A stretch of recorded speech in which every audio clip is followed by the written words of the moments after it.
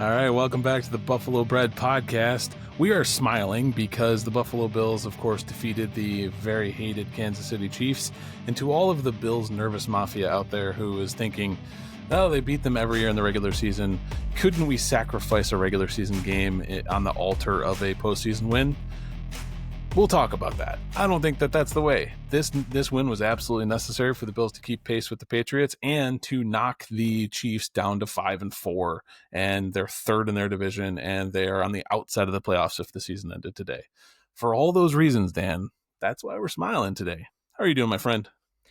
Smiling right along with you, JJ, for all the reasons that you just mentioned. We talked about it last pod. It feels good. Yes, it's another regular season win for the Bills. It doesn't mean anything is going to change in the postseason should these teams meet again necessarily.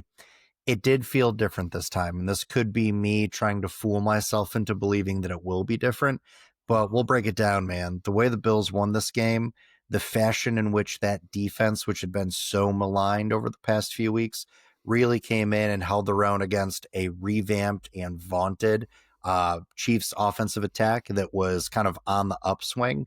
I mean, there's a lot of good stuff to unpack there. But JJ, before we get into that, it is obviously Finn's week. The trade deadline passed this week.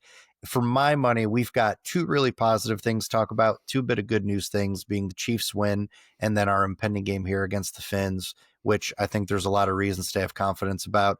But before we get into both of those things, I think we should knock out maybe the only piece of bad news that there was for the Bills this week, and that at the trade deadline, it was a big thud.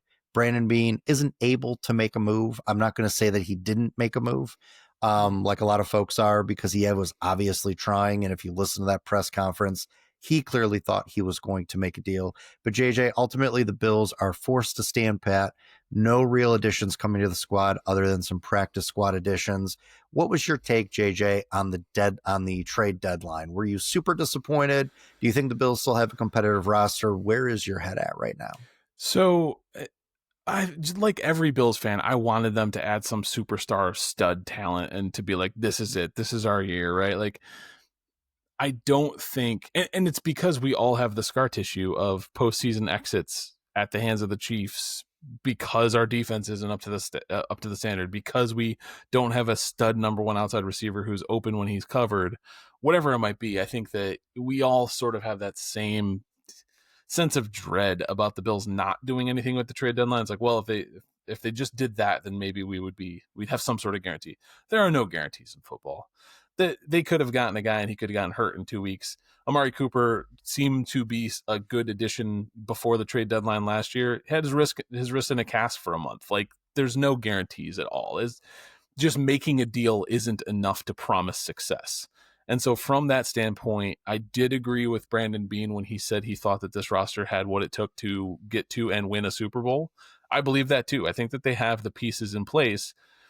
Ask me 2 weeks ago, before Cole Bishop and Max Hairston lit the Chiefs on fire in coverage, I might disagree. I might say they absolutely need some other pieces on defense.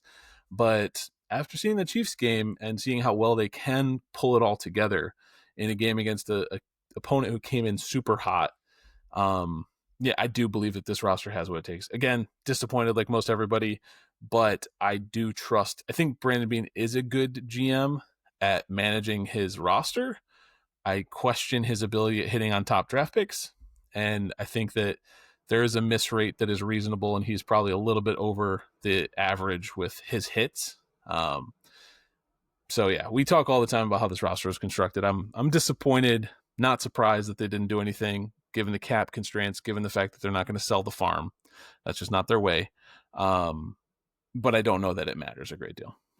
Yeah, I think the cap piece played more into it than us Madden GMs, fantasy footballers at home really realized. And Bean kind of alluded to this in his press conference after the trade deadline had passed. They were anticipating they had the ability to make some more roster moves and restructure more guys to create more cap space. And you don't throw that nugget out there if you're Brandon Beane and you don't have that in the chamber, so to speak, ready to fire if you're not planning on trying to upgrade the roster.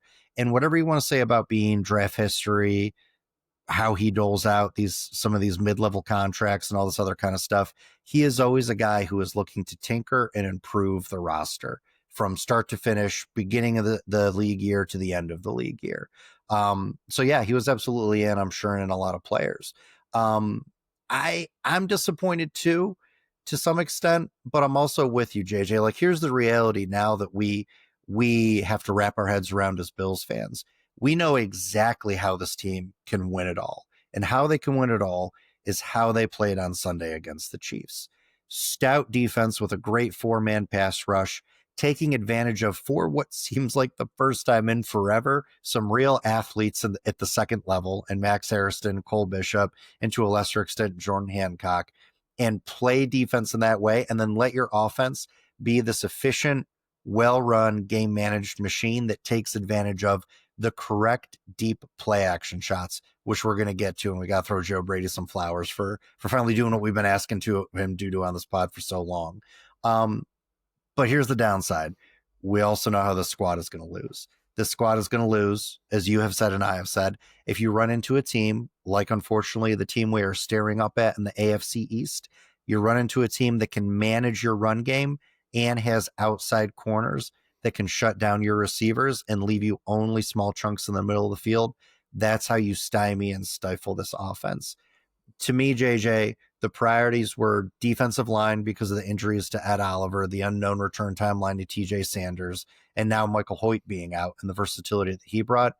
And still wide receiver, even as good in that Chiefs game as they were, you still saw the Chiefs with the ability to leave a spy at the line of scrimmage on Josh Allen and shadow him to keep him in the pocket, which reduces like 25% of what this offense kind of leans on and kind of feeds on, which is Josh being improvisational and sort of breaking glass in case of emergency scrambles out of the pocket for big chunk yardage when nothing is downfield.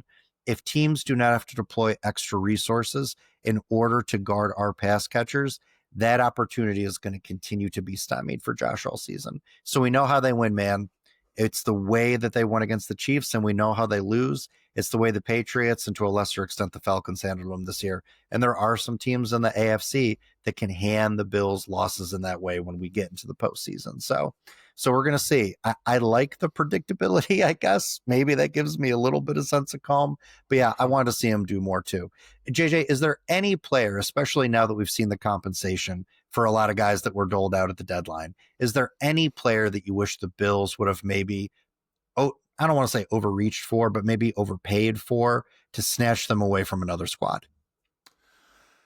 Maybe Rashid Shaheed, but at the same, like, and that's maybe the only one, because I people might say any of the players that left the AFC East from Miami or the Jets, but the thing with those is those trades are never going to happen. I don't think if Brandon Beane says, "Hey, Miami, I'll give you 3 firsts for probably," I mean, he did say in his press conference, everyone has a price. Like he might have, but he would have been required to pay a king's ransom for a middling pass rusher.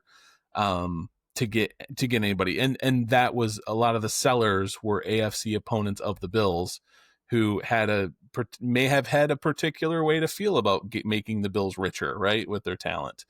And so I do think that it probably came down to price. I think Rashid Shaheed would have been a nice piece given kind of the compensation. And the Bills were probably had a higher price to try to get him, right? Yeah. So, I would imagine, yeah. And even that, Rashid Shaheed feels like another Curtis Samuel, slightly better to me. I think he's got way more efficacy on the outside, just because he really is like true speed. He is a real deal vertical threat down the field, which is what they're kind of missing to take the top off of opposing defenses. Shaheed is the one that felt like a miss to me. And I put this out on threads and socials, even though he's not great in the pass rush game anymore, Draymond Jones, edge out of Tennessee, he's got some of that outside inside versatility along the defensive line that the Bills have valued, but he is a plus run defender off the edge. I love what Joey Bosa's doing, but it's going to be a long, cold remainder of the season on some obvious rundowns. It'd be great to have somebody that can spell Bosa on the other side of that line. And Jones, to me, especially for the price that he went for, felt like someone who would have been worth taking a flyer on as a rental for this year. To take nothing away from AJ Epineza, but also too, Bean is probably thinking like, I drafted Landon Jackson with a top 100 pick. Yep. Maybe now it's time to see what that kid can do now that Hoyt's out of commission. So yeah, and let's just take 2 minutes on that. There isn't a single player in the last 5 years of Bills history that I've enjoyed watching more than Josh Allen or Michael Hoyt. like, right, like, and he just played like 6 quarters, and I'm just like, that is my favorite Bills player. Like, the dude he's a Bills Mafia spirit animal. At yeah, this point, he like right? magnificent. he could never play another snap, and he's a legend. He literally, you like, I no longer remember the name of the middle linebacker who came out of Hawaii who took Bills Mafia by storm for one season and then was traded to Miami. What was his name? It was weird. Sean Merriman? No. Josh Allen put him in a blender running the ball once after he moved to Miami. Kiko Alonso. Yes. Michael Hoyt. Was he Hawaii or he was Oregon? I thought he went to Oregon. He was Oregon. Yeah. I don't know why. Kiko made me think of Hawaii. Kiko Alonso came in and was so amazing for one season. And what we didn't realize was he was just sort of accidentally doing things. But like, that's what I mean about the energy that Michael Hoyt brought. I haven't seen that since Kiko Alonso, where people are just like, look at that guy. Dude. And it was 6 quarters and he's done. He's toast. And I thank God they got him for a 3-year deal. And I hope, and I mean, he's young enough in his career. The recovery from the Achilles tear has been better these days than it was years ago when it was an absolute death sentence to a career. And so hopefully he's back and around. But yeah, that loss made me feel at the deadline, I'm like, maybe they need a little bit of defensive reinforcement. But they also know more than we know about Daquan Jones, TJ Sanders, and some of these other players coming back. Yeah, it tells me that they think some of these players will be back sooner rather than later, which is going to be very, very timely. And honestly, the best trade deadline acquisition or addition, let's say, that this team had was Maxwell Hairston, man. Yeah. I mean, let's be honest, the timing of his return from IR, the impact that he's made in his first 2 games, and to me that feels like the perfect segue to recap some of this Chiefs game and get on the positive side of what the Bills have been doing for the past couple of weeks. JJ, he jumped not just off the broadcast, but off the film upon rewatch as well. Dude seems like the real deal. And honestly, all I wanted from him in this game, knowing that he was probably going to get snaps, was to, whenever he was out there, run stride for stride with Xavier Worthy. And he did. Yeah. He did, right? And he didn't look like he was working as hard as Xavier Worthy to make that speed, which was 100%. Like also insane. Yeah. And it wasn't just his follow speed, dude. And the fact that he was like step for step with Worthy, he was tracking the ball midair without losing pace with the fastest wide receiver in the NFL, right? I mean, the ball tracking skills, the technique on route follows. I mean, dude, and the raw speed, he seems to have it all. If he would have gotten an advanced degree in physics, I would consider his hips quantum entangled with the person he's covering. Because that's the kind of paired movement that we saw between him and Worthy. They were moving in tandem through space and time in a way that was inhuman, It was wild. So, go ahead. No, yeah. The other thing I'll say about Max Hairston is, I guess I'm looking back today. I'm thinking of the past. He gives me also the early Tre'Davious White energy because he is enthusiastic. The team rallies around him. He seems like he's a likable guy. Most people have said that he's a super good dude. In regards to him joining the team, he was just crushing it, and people were cheering and celebrating his successes. And so I'm very excited about him. Yeah, same. Yeah. He reminds me of Trey White, not just for the personality, but I was thinking about this the other day as I was kind of compiling some notes for this pod. He reminds me of Trey White in that the book on Trey coming out of LSU was that this is a press man corner. And Trey very quickly adapted to the zone heavy scheme that the Buffalo Bills were running and immediately showed his coverage versatility by being able to, early on in his career, be effective in both man and zone. But really, Trey became known later in his career as like a zone technician. Yep. It's the opposite with Maxwell Hairston, where we were like, all right, he's kind of a game tackler, but we don't know if he'll be able to stick guys in the run game, but we know he can play zone, and we'll see with his build if he's able to play any kind of press man or tight man. And the Bills have put him in his first couple of games, vast majority, almost exclusively, in these tough one-on-one man situations, despite his chops coming out of college as a zone cover corner. So like super impressive, and very much so like Trey to me, in that he's got scheme versatility, he's got coverage versatility. A lot of it has to do with the athleticism, but you see the football IQ. You see how he studies route trees of opposing wide receivers, his ability to jump routes, follow routes. I mean, he knows a lot of these landmarks that these wide receivers are going to better than a lot of the wideouts that are running them. Like, he's clearly a well-studied, very athletic, very sharp corner that's got a lot of versatility within the scheme. Well, I think we both know it from watching a lot of the NFL. The most dangerous players are the ones who have all of the physical gifts and then are also willing to put the work in to perfect their craft, right? Correct. Like, so many times. I mean, it's like pretty much it's a trope at this point in the NFL. You get one or the other, right? You get the guy who has all the physical gifts but doesn't really want to work at it because it's always been easy for him, and then the guy who is a super try hard but has just never had the elite speed. If he's the full package, that's what makes you a top 5 player in the league. You know, those players are the ones who step aside. That's right. And if you're just a super tryhard, you start a podcast with your best friend about the Buffalo Bills. Yeah, exactly. You just keep plugging away. Just keep working at it. That's right. But yeah, man, outside of Maxwell Hairston, lots of stuff on the defense stood out to me, particularly the 4-man pass rush. Listen, man, you're the defensive line guru. You're the offensive line guru. That 4-man pass rush has been pretty sick all season. What did you see from them that really popped off the screen to you against KC? They used a lot. They took defensive linemen off the field. We've talked about this because they've played the last few times they've played the Chiefs. They've done this in that they've used more linebackers to play defensive line spots, and then simulated pressures where they have people crowd the line, and then they only have a 4-man rush, but Patrick Mahomes doesn't know who it is, who's coming. And one of them players in this game, it was Milano, Hoyt, and Dorian Williams all kind of traded off that mirror match, with Mahomes, because he had been killing so many teams by running the ball. They kept him hemmed in. I think it was one rush for 5 yards. Yep. And it was just that he didn't know who was going to rush him, who was going to sit back and wait and then rush him, who was going to sit back, wait, look like they're going to rush him, and then drop into coverage.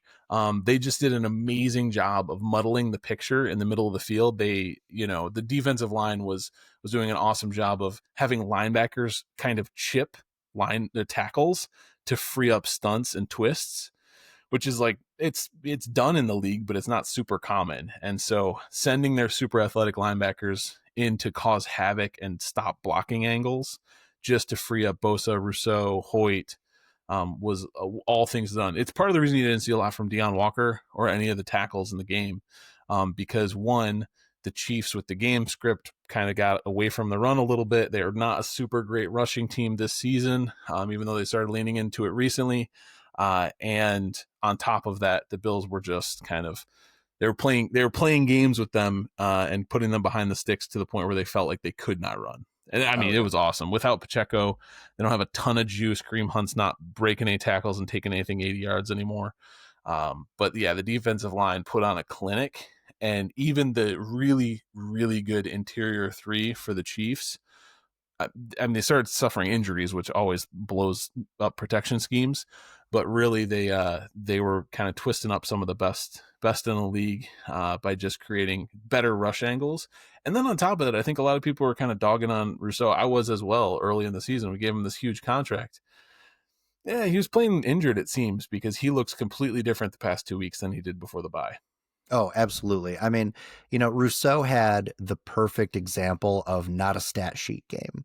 This is exactly the reason why so many Bills fans would get frustrated with Tremaine Edmonds way back when, because the dude would just clean up so much stuff that didn't appear on the stat sheet, but let other guys really thrive.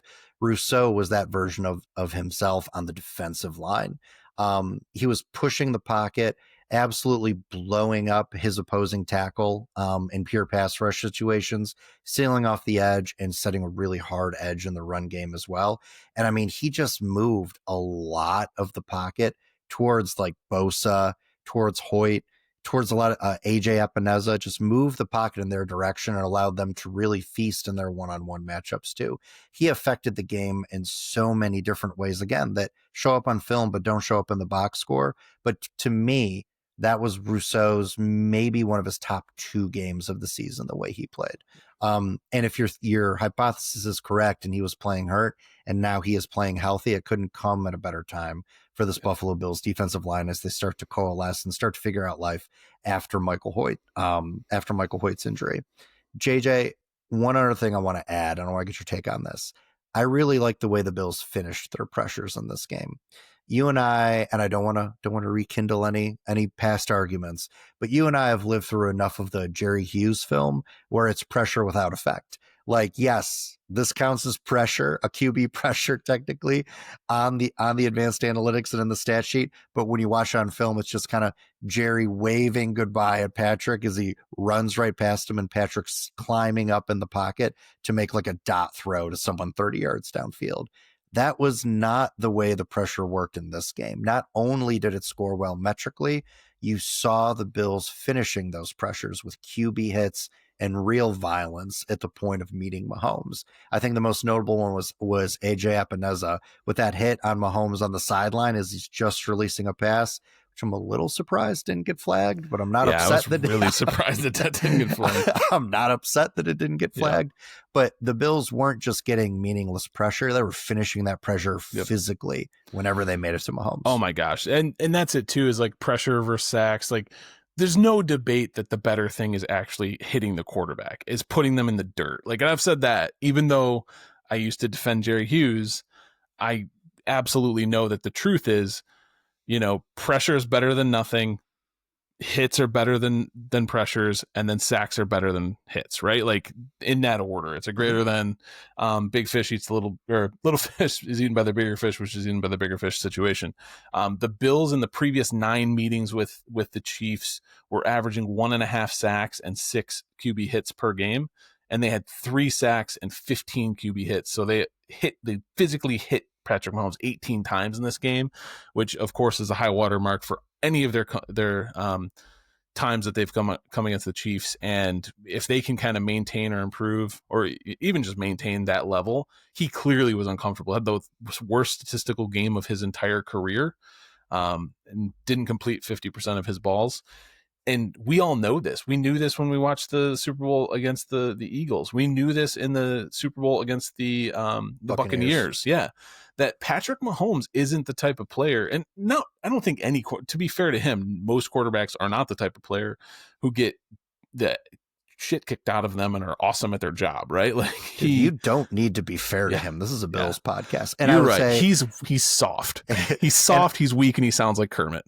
I would say there are 2 QBs who can get the shit kicked out of them and still play their best ball. One is on our team with Josh Allen. The other is Baker Mayfield, who we're going to play in a couple of weeks. And I think that's the list. Right. Yeah. And that's exactly the point I was getting to, is that most quarterbacks don't. Very rarely quarterbacks do. We've got one. They don't. Mm-hmm. We're going to play one this weekend, and the Dolphins, who doesn't, right? Like, if the players that you're physical with who just fall out of their game and get in their own head, Patrick Mahomes is in that list.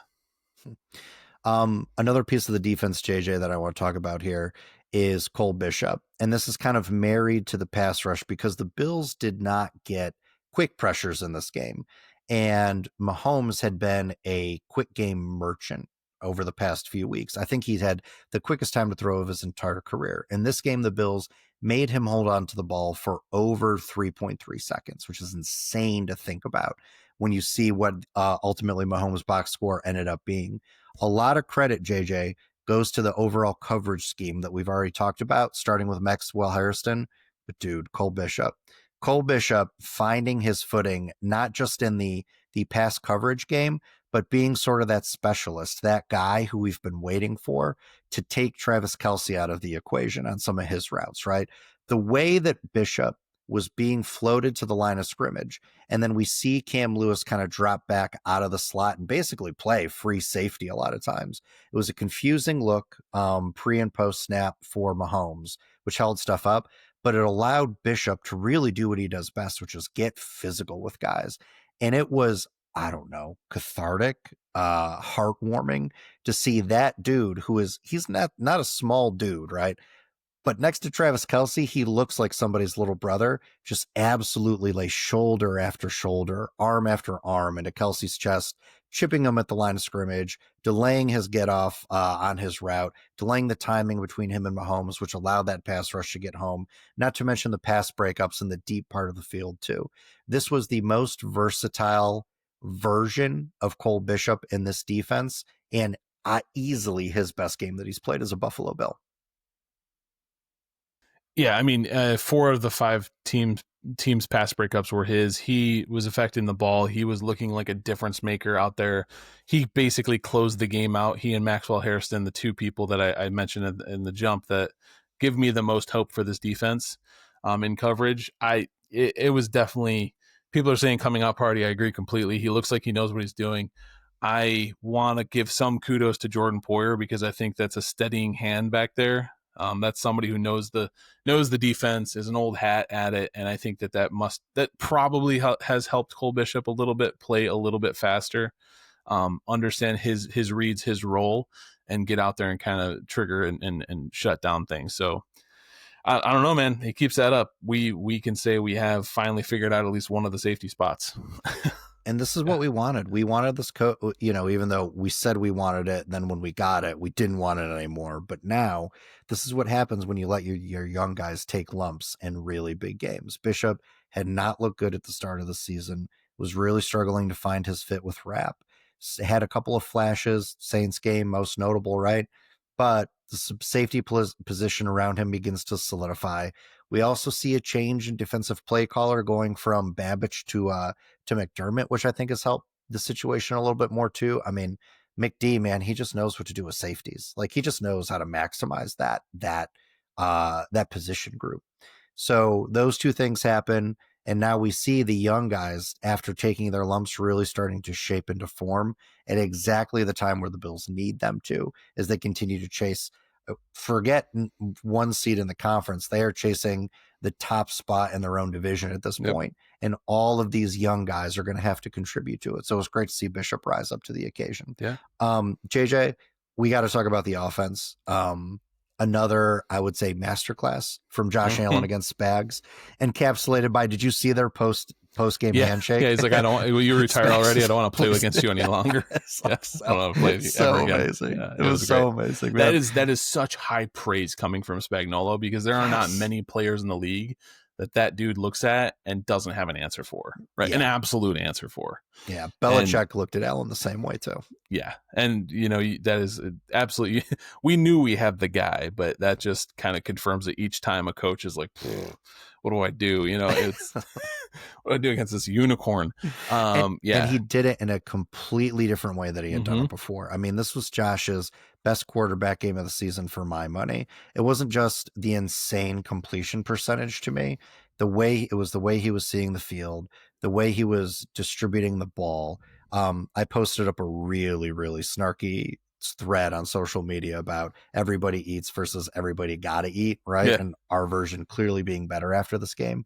Josh completes passes to 9 different pass catchers, insane completion percentage. But JJ, to me, what was different was the average yards per attempt and the ADOT in this game. It wasn't bombs away necessarily, but Brady schemed up some really good play action looks that did let Josh attack downfield. This was his highest ADOT of the season in play action. Prior to this, his most average air yards per attempt in play action was sitting at about 9.7. In this game, it was about 12 yards per attempt average depth of target on play action passes. And it paid off significantly in this game. So props to Brady. He didn't spam play action like I think we wanted him to, but man, he schemed up the right moments, and he got these tight ends working in that play action game too. Yeah. And I mean, that was, it was the kind of thing where we saw, again, it was just like we talked about with the Panthers. we saw what it looked like when Joe Brady's designs affected to set up the defense for the way he wanted them to be set up, and then the players executed the plays in a way that they were able to build on his vision, right? So like it was again the best combination of scheme and execution. When that is all lined up, I can tell you why, I can point to reasons why he is considered a hot name for head coaching positions in the future, right? Like, but when stuff falls apart, it seems to fall apart for the whole game. So it's a question of, again, we love what we saw from the offense. We love what we saw from the defense.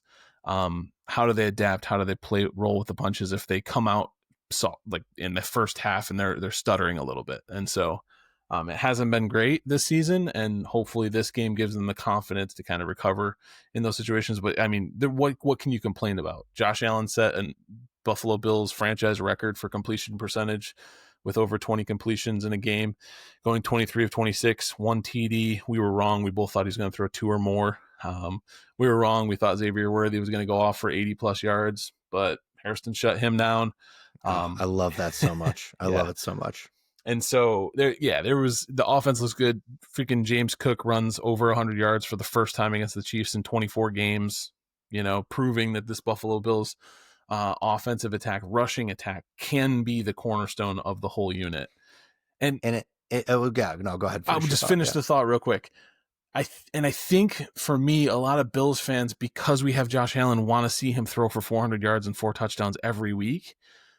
That's not how most teams create a Super Bowl winning franchise, attempt on a season. That's just not it. Like that, the Kurt Warner, Rams over the past, there's only a few teams that have done that. The Broncos with the, later career Peyton Manning, there's a few teams that have done that, but most teams need to have a rushing attack or you're not seeing the postseason success that the Bills want to see. Yeah, no, it's very true. And this is the piece that feels the most different to me is if you're the Chiefs, like you didn't get out schemed in the run game, though it's a beautiful run design that Brady has developed alongside Aaron Kromer in Buffalo. But you didn't get out schemed, you got out physical, you got out manned. And if you're the Kansas City Chiefs, also having done nothing at the trade deadline, I don't know that there's a lot of schematic answers to meet that physical disadvantage that you're going to have when you play the Bills potentially again in the postseason either. And this is an advantage, JJ, that we have seen the Bills develop against the Chiefs year after year after year. This is a team, we talk about bad matchups, the Ravens being a perpetually bad matchup for the Buffalo Bills. I think it's fair to say that at least on the offensive side of the ball, the Buffalo Bills are a really bad matchup for the way this current Kansas City Chiefs defense and their personnel is constructed. Yeah, absolutely. And I think that, even though we Bills Mafia now hates Romo, I guess. But even on the broadcast, he was saying during the latter part of the game, that this Bills team is built to defeat the Chiefs. They've been designed from the ground up to kind of expose weaknesses and beat the team. But then, when comes crunch time in the playoffs, it seems to be sometimes the coaching is the difference, right? So, so we'll see how that goes. I just want to say, like, this is the first time in a long time that the Bills have had 2 edge rushers on the team at the same time who are kind of graded by most of the most of the people in the know when it comes to grading in the top 15 at the position. And that's amazing, right? Joey Bosa and Greg Rousseau both looking very well to those people who study every snap and every play. It is. And the pass rush and the coverage now finally looking like they're going to be married. There is a lot to look forward to for the Buffalo Bills here coming down the home stretch of their season. And JJ, a lot of that is going to start this week. It is Finn's week. We are playing the Miami Dolphins in Miami for the second of our 2 divisional matchups with this squad. While Miami is not technically out of the playoff hunt yet, they sit here at 2-7 and would need a miraculous run after parting ways with their longtime GM, Chris Greer, last week and trading away some key pieces at the trade deadline. So it doesn't feel like a playoff run is in this group's destiny necessarily, and probably a lot more transition to come for Miami. But first, they got to play the Buffalo Bills this weekend. 1 p.m. kick in Miami. JJ, I'm gonna set the table here. The injury report for the Bills is lengthy, and everyone was freaking out on Wednesday because James Cook was a DNP, even though Wednesdays are normally like I think walkthrough practices. So kind of what's the point? He was a limited participant today. I am going to start setting the table here by saying something bold. Even if James Cook does not play in this game, there is no reason for the Buffalo Bills to lose this game to this version of the Miami Dolphins. They just are not going to have answers for anything the Buffalo Bills want to do on defense or on offense, rather. Yeah. Yeah. I think that the Buffalo Bills, this could be a kind of a redemption arc game. If James Cook doesn't play, this could be a redemption arc game for Ray Davis to kind of plant his flag as I am a capable running back. I think that he's had some body composition changes. It's a little bit of maybe there's some scheme differentiation. He hasn't seemed like he's been a confident runner. Go out there and get it, young man, right? Like, let's do this thing. Because between he and Ty Johnson, I'm not that worried about. The Bills won't need a spectacular kind of like broken open run play to handily win this game with their game script, with their ball control offense, with working it down the middle of the field, with a healthy Dalton Kincaid, with some, seam shots to Elijah Moore. If Josh Palmer's back, that could be a thing, right? Like, they have enough tools and weapons against what has been a surprisingly plucky Miami defense in the face of having a terrible offense, but still being like 29th in scoring against. So they're like, they make some, because I've actually had the Miami Dolphins defense on my fantasy team for a number of weeks, and they have plays, like they get stats in fantasy, they get some sacks, they get interceptions, things like that, but they're losing all the games, right? Like that, when it counts, they're not stepping up. And specifically the linebackers in coverage, they have one good safety and two poor outside corners. Who are they covering? Like, even these Bills receivers should be able to get some separation and make some hay. Yeah, when we talk about the formula to beat the Buffalo Bills, stout in the run game up front with your defensive line, and then coverage corners that can take out your outside wide receivers, the Miami Dolphins don't have either of those things. Right now, in defensive pass defensive or rush defense efficiency, they sit 28th in the league, JJ. That is worse than the Buffalo Bills, who do not have a rushing defense to write home about either necessarily. So I think from a schematic standpoint, even if James Cook is out, a personnel standpoint as well, the Bills will have some advantages here. And what I liked about the Kansas City game that I'd like to see roll over into this game and Bills' future games is, while everybody eats was clearly still a thing because of the way the ball was distributed, we began to finally see like a solidified pecking order that the Bills were going to begin to go to. Dalton Kincaid, I think is fair to say, is the primary weapon in the pass game on this squad. I would like to see the Bills increase his usage more. I understand they run a lot of heavy personnel, and while he has improved as a blocker, he is not the best blocking tight end that they have. So they're taking him off the field still for about 50% of his snaps. I just want to see this dude, when he's on the field, get targeted pretty much every time. He is killer against zone. He's their best man beater, JJ. And he's a mismatch for any linebacker or safety the Dolphins are going to be able to roll out there. So the pecking order began to solidify, but I want to see Dalton Kincaid get some really quality reps against a team that struggles to defend opposing tight ends. Well, and especially because with Dalton Kincaid's history with the Bills, playing injured last year, everyone expected a huge breakout year from him last year, and it never came. I think that it's high time for him to go and get all the accolades and prove himself. And he has done a remarkable job of being ready and getting ready. He's still got a little bit of the injury bug going on, missed some time this year, but it does look like he and Josh have a much, much better rapport. Josh's catchable ball rate when thrown to Dalton Kincaid is like 97%, which last year was 54%. And Yep. So it definitely seems like he and Dalton are on the same page where they weren't all of last year. And so, and we see it in the games too. I mean, he's so sure-handed. He's incredible after the catch, and just keep it rolling, because I think, especially with, Jordan Brooks and Tyrell Dodson in the middle linebacker, And as I mentioned before, Ifeatu Melifonwu might not even play, so they just have Minka Fitzpatrick and a third or fourth string safety in the back. Like, it's pretty bleak if you're the Miami Dolphins. Their slot corner is not very good, so it's pretty bleak if you're the Miami Dolphins and you're looking at a healthy Dalton Kincaid rolling into Hard Rock Stadium. Without a doubt. And you mentioned Elijah Moore and how he could potentially factor into some limited reps here. Is this, JJ, I'm going to ask you a very, very probably aggravating question. Is this a game where we see Keon Coleman maybe start to take the step forward that we hope he can take? And listen, I've got a long-ish wind up to this, so let me get through it. Yeah. 2 years into Josh Allen's QB career, we wanted to get rid of Josh, right? 2 years, as you just so eloquently mentioned, in Dalton Kincaid's career, we wanted to get rid of Dalton Kincaid. 2 years into Spencer Brown's career, we thought this dude was a bust, injury prone. There's no way that he was going to be the right tackle of the future. Lo and behold, this is where we're at. James Cook, second year, solid starter, but he's never going to be able to run with any kind of power. The year after, he has an incredible season with yards after contact. Okay, but he's not going to be able to continue the TD production that he had because he's not going to get so many red zone reps. His TD production is on pace to outpace last year at this point, right? Like, I know that the window feels like it is closing because this is Josh's last season being 29. And I know we want him to have some elite weapons and be able to sling it and compete with some of the best passing offenses in the league.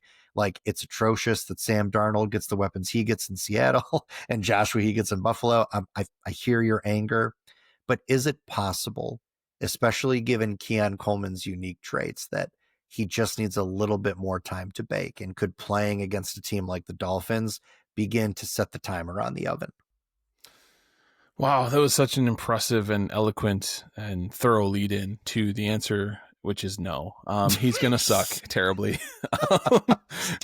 Well, because I'm so out on Keon Coleman after seeing his body posture and his like basic attitude in the victory speech. It's just like, come on, man. Like, you got to give more than that. And to be fair, I did watch the All-22. He did put in a lot of really good blocking reps in the run game, kind of selfless play.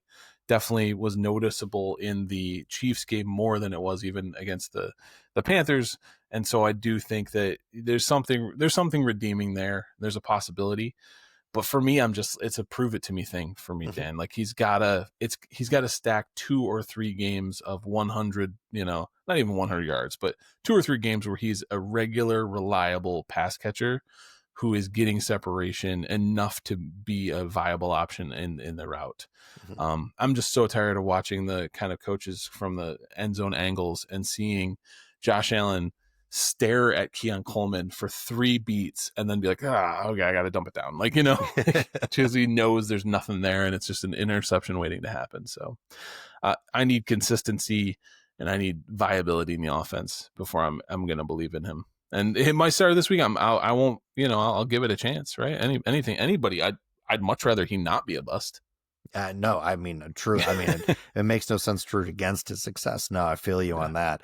I think your Keon Coleman is my Gabe Davis. You know what I mean? Yeah. And like, that is an opportune talking point, because while I don't think he's going to play in this game, it seems like Gabe Davis at some point is going to suit up for the squad and play meaningful reps. And that is going to be a direct competition, I feel like, with Keon Coleman, because they do a lot of the same stuff, man. And as long as Josh Palmer comes back healthy, the Bills value what they perceive to be his ability to separate downfield, though we have not yet really seen that come to fruition. So to me, Gabe Davis is a direct threat to Keon Coleman and his snap share right now. But the numbers with Gabe are the numbers with Gabe. Listen, he's not a slouch. He's got close to, if not over or at, I think 30 touchdowns as a pass catcher in this league. That's not nothing. But Josh's interception rate and his passer rating both decline precipitously when targeting Gabe Davis. We used to joke about it on the pod. Hey, Josh, stop throwing Gabe the ball. He's running a clear out route. But Josh just was so enticed by Gabe running down the field in a way that he's not by Keon Coleman. I worry that the old temptations come back, even in this more mature, more professional version of Josh. And to me, we've seen the ceiling on Gabe Davis. Like, we know what he is at this point. To me, if you're going to put him in direct competition with a guy like Keon Coleman, you should have traded Keon Coleman, because you're going to set this kid's development back to a point. You're already asking him to play left-handed with the way you're using him in the X receiver spot on the boundary. Like, now you're going to take away a snap share for a guy who kind of does the same thing, but is an older version of it. Developmentally, he may never recover from that, and you should have traded him at the trade deadline. Yeah, all fair points. And I think that, it's like Josh Allen had kicked his Gabe Davis habit, and then they just brought him back in. They did. Yep. They did. Yep. It's crazy. That's crazy. All right.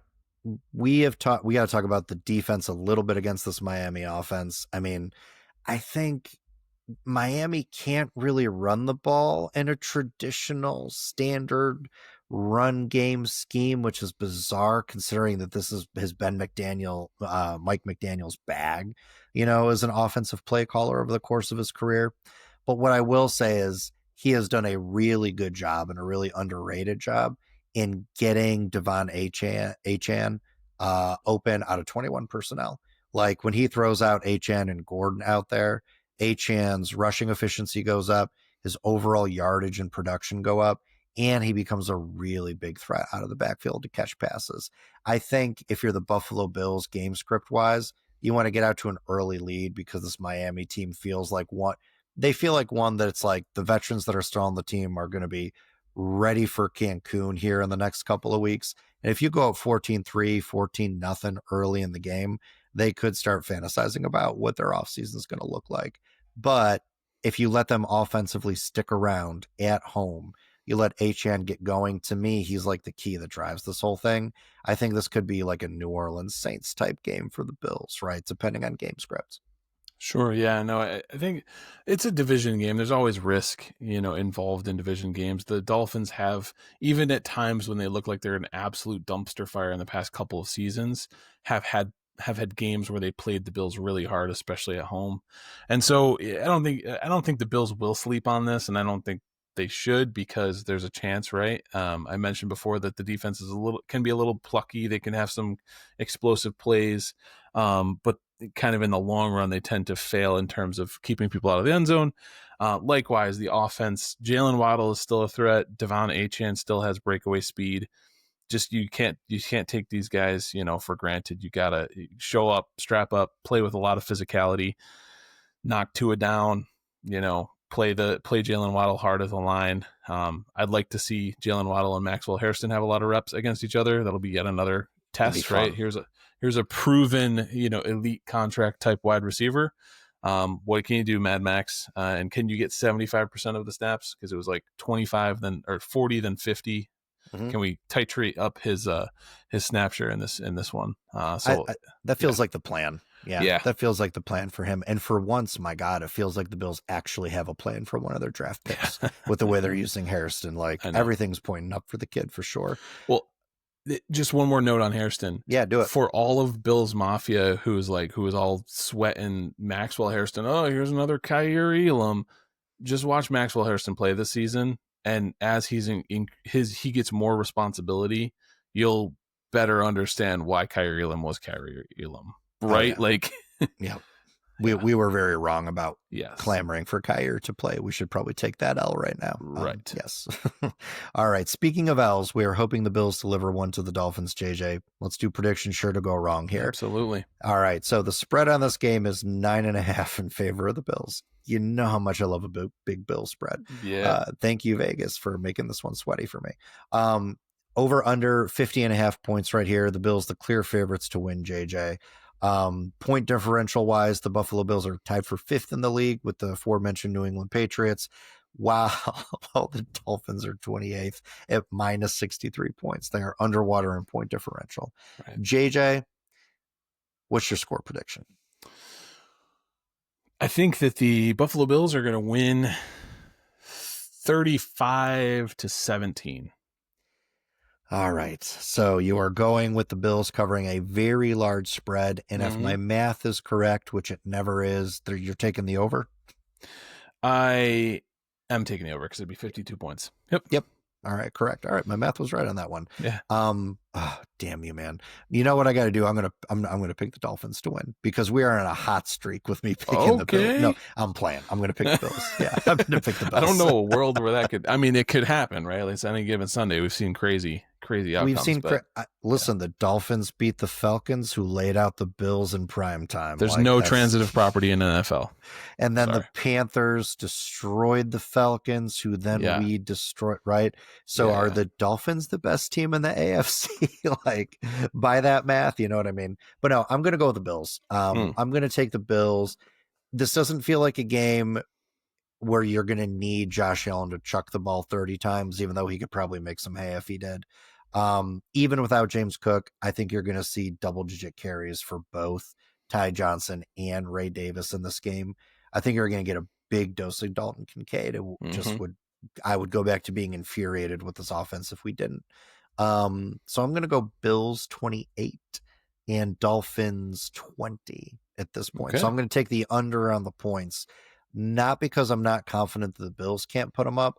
I just, this version of the Dolphins offense, again, if they don't get going early, like they don't get a jump start in the first couple of drives, they never tend to get off the runway. So, and I could also see the Bills getting up 28-13 in the late third, and then sort of subbing some people in, like in a garbage time touchdown gets them within 8. Yeah, I could see that too.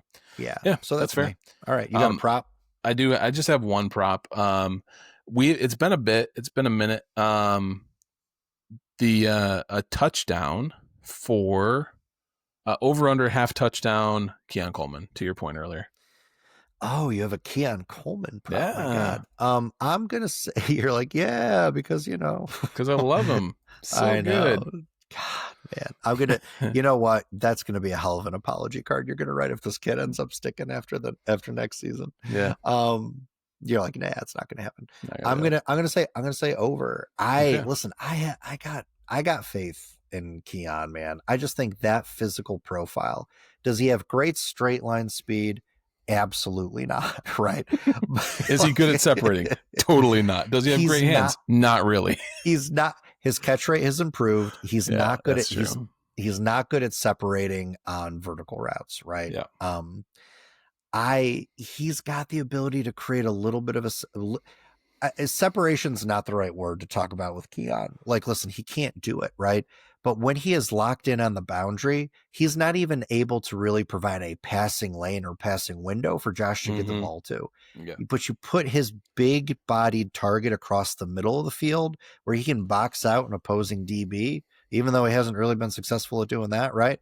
But you put him on a couple of in-breaking routes where at least he can create a window in front of a trailing opposing DB, and that gives him a much better chance. And he can create some good passing lanes for Josh in that way. So he is a dude that still brings value to me in this game, particularly with Josh Palmer potentially not playing.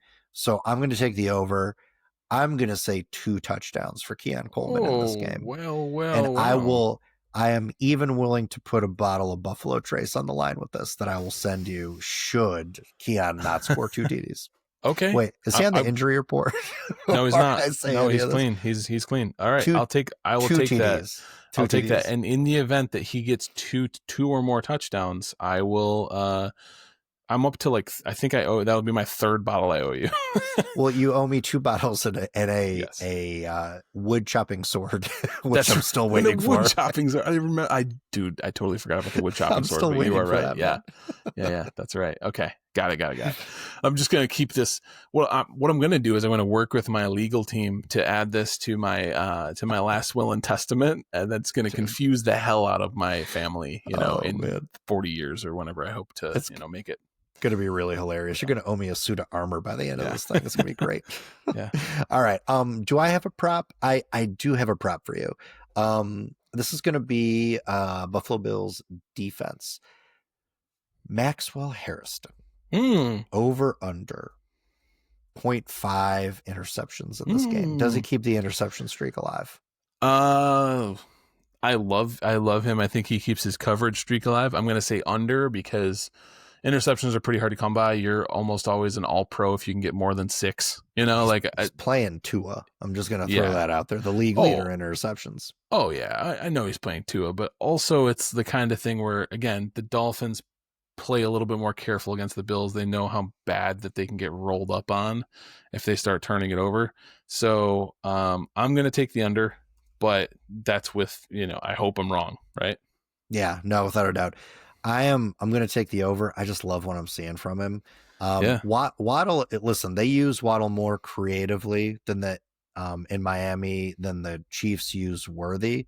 Waddle's just a better catcher overall of the football, right? Like Waddle's just a better wide receiver in general. But assuming that Benford is healthy and they're going to have him, which they have been doing, trail opposing teams' number 1 wide receivers, I actually think Harrison's going to get the ability against some secondary targets to maybe nab one. So we'll see how that goes. Yeah. And you're not wrong. Even if they have him locked down or try to lock down Jalen Waddle, Tua has been just bad, like, because he doesn't have Tyreek Hill right now. He's just been like throwing balls up into triple coverage to Jalen Waddle. And we all know the kind of velocity he can put on those balls. Yeah, that might be the path to a Mad Max interception. Well, and we can end on this note. Like Tua, we've talked about the anticipatory thrower that he is. Tua's not throwing to guys; he's throwing to grass, and he's hoping a guy shows up there. So if you know the grass Tua's going to, just be there before his preferred target, and you're going to have a pick every time. Yep. Yeah. And I think if what we believe about Maxwell Hairston's preparation is true, he'll know where the grass is. Yes, that's what I'm hoping. And that is a perfect note to end it on, sir. All right, Bills Mafia, hope you are going to enjoy what we believe will be a Buffalo Bills win this Sunday. For all you listening at home, like, share, and subscribe wherever you get your podcasts. See our faces on YouTube or listen to our voices on Apple, Spotify, wherever you get your podcast. And as always, go Bills. Go Bills.